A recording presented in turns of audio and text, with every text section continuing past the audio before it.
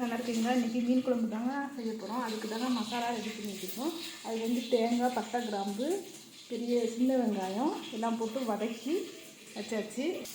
இப்போ பார்த்தீங்கன்னா கடாயில் 2 ஸ்பூன் எண்ணெய் ஊற்றி பச்சை மிளகாய், வெந்தயம், கடுகு, சின்ன வெங்காயம் போட்டு வதக்கியாச்சு. அதிலே நம்ம எடுத்து வச்சுட்டு தக்காளி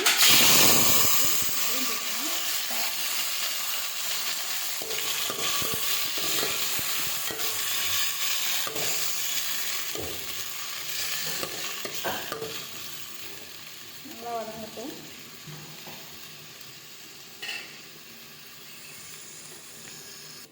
இன்றைக்கி டின்னு மீன் தாங்க குழம்பு வைக்க போகிறோம். இந்த மீன் தாங்க இன்றைக்கி குழம்பு வைக்க. இது பார்த்திங்கன்னா உடச்சி தண்ணியை தனியாக எடுத்து வச்சாச்சு. பீஸ் இதில் இருக்குது. நம்ம குழம்பு வச்சதுக்கப்புறம் இதுக்குள்ளே போட்டுக்கலாம். தக்காளி பார்த்திங்கன்னா நல்லா வதங்கி வந்துருச்சு. இப்படி நல்லா கரண்டிலே மசிச்சு விட்டுக்கோங்க. இது பார்த்தா மசாலா மீனுக்கு இதில் வந்து என்ன போட்டுக்கோங்க இப்படியே சொன்னேன் நான். பட்டை, கிராம்பு, இஞ்சி, பூண்டு, சின்ன வெங்காயம், பெரிய ஜீரகம் எல்லாம் வறுத்து அரைச்ச மசாலா, அதையும் இதுக்குள்ளே சேர்த்துக்கலாம்.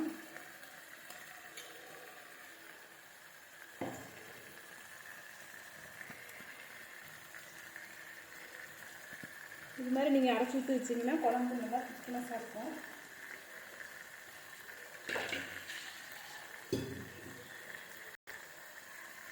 அதில் உள்ள மிக்சியில் உள்ள தண்ணி இதுக்குள்ளே சேர்த்துடலாம்.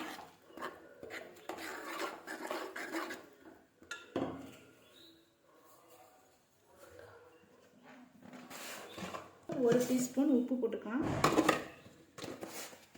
மிளகாத்தூள் ஒரு 3 டீஸ்பூன்.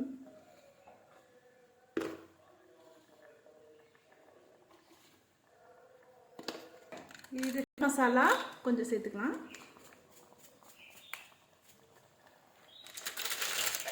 அவ்வளோதாங்க. இது நல்லா கிண்டி விட்டுக்கலாம். மசாலாலாம் நல்லா ஒன்றா கலக்கட்டும்.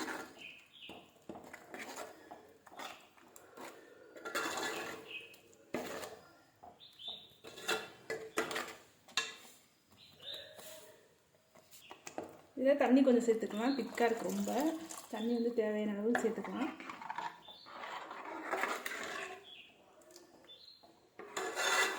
இப்போ மசாலாலாம் நல்லா கொதிச்சு வரட்டும். புளிக்கு தண்ணி கரைச்சி வச்சுருக்கேன், அதையும் இதுக்குள்ளே சேர்த்துடலாம். இது வந்து டின்னு மீன் உடச்சி ஊற்றின தண்ணி. இந்த டின்னு மீனுங்க இது உடச்சி ஊற்றின தண்ணியை வந்து கீழே ஊற்றிடக்கூடாது. அதையும் குழம்புக்குள்ளே சேர்த்துக்கலாம். நல்லா திக்னஸ் கொடுக்கும்.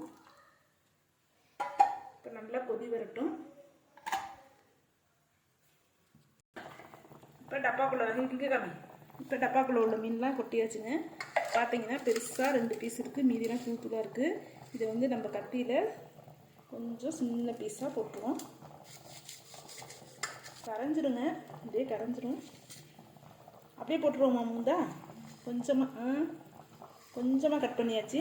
இதை வந்து நல்லா குழம்பு கொதிச்சிருச்சு. இதில் போட்டுருவோம். போட்டதையும் நம்ம இறக்கிடலாம்.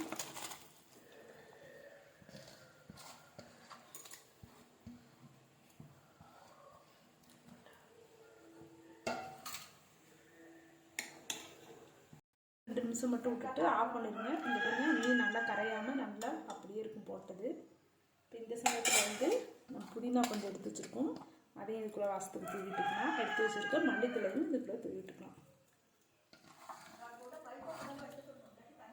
அவ்வளோதாங்க, குழம்பு ரெடி. இந்த வீடியோ பிடிச்சிருந்தா லைக் பண்ணுங்கள், ஷேர் பண்ணுங்கள், சப்ஸ்கிரைப் பண்ணுங்கள். பாய்.